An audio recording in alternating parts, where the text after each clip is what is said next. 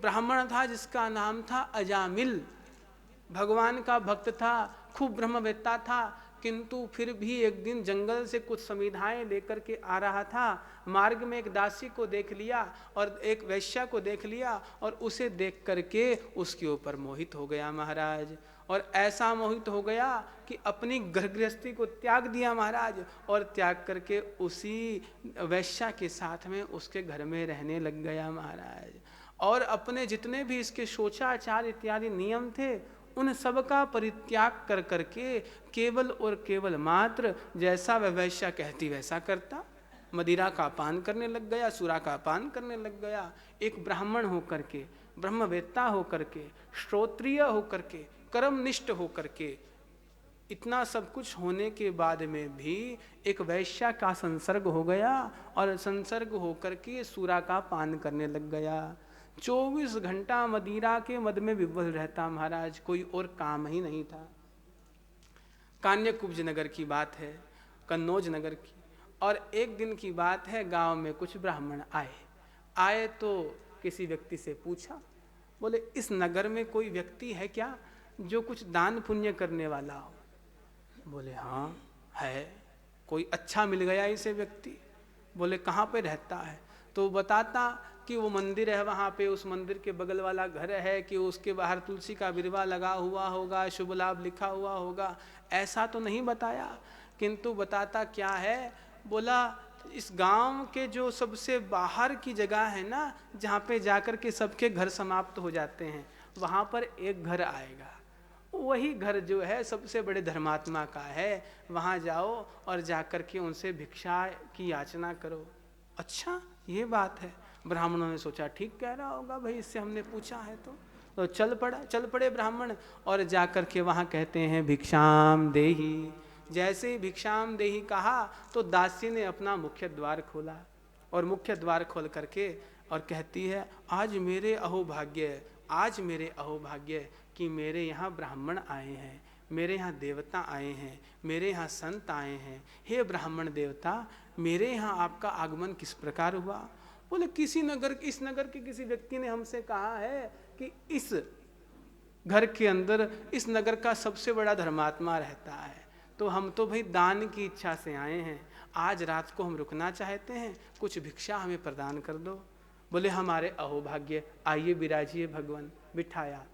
बिठा करके और जब अंदर गए तो ब्राह्मणों को समझ तो आ गया, बोले गलत फंस गए हम अब की बार, किंतु फिर भी उसकी श्रद्धा को देखते हुए ब्राह्मणों ने उसका तिरस्कार नहीं किया और अंदर जा करके अपने कक्ष में बैठ गए महाराज। और कक्ष में बैठ करके वहाँ पर और विचार करते हैं, बोले अब की बार फंस तो गए किंतु है तो श्रद्धावान। बैठ गए ब्राह्मण, बोले महाराज बताइए क्या सेवा करूं? तो कहा हम तो स्वयं पाकी हैं, भोजन स्वयं बनाते हैं, आप तो केवल और केवल मात्र हमें जो है कच्चा अन्न दे दीजिए, हम स्वयं पका लेंगे और पका करके उस अन्न का हम भगवान को भोग लगा करके प्रसाद ग्रहण कर लेंगे। ठीक है भगवान। इसने कच्चा अन्न ला करके दे दिया। ब्राह्मण एक रात्रि रुके और उधर से जब वो अजामिल आ रहा था ना, तो उस अजामिल को देख करके उसके पास गई, जाके बोली घर के अंदर आकर के चुपचाप सो जाना, कोई खटपट नहीं होनी चाहिए। कभी रोज की तरह आज भी तू कोई खटपट करे, कोई उत्पात मचाए, कोई उत्पात की आवश्यकता नहीं है।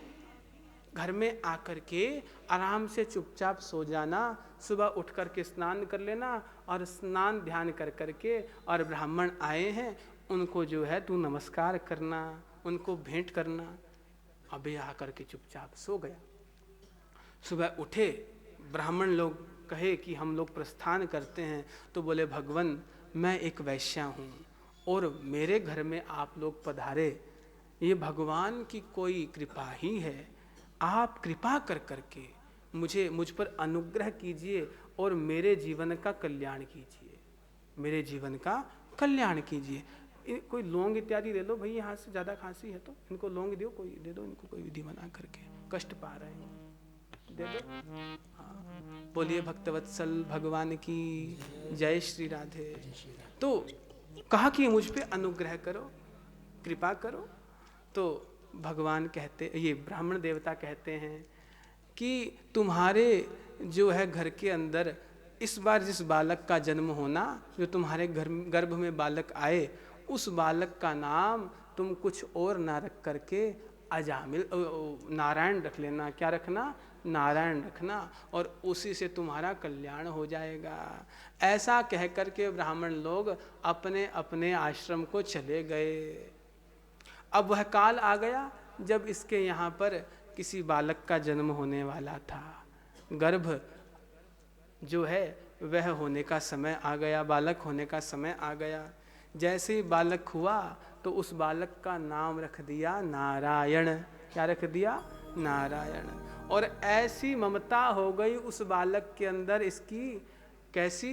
ले नारायण नाम प्रेम से मुख को चूमे, और गोदी में बैठाए नारायण कह कह घूमे।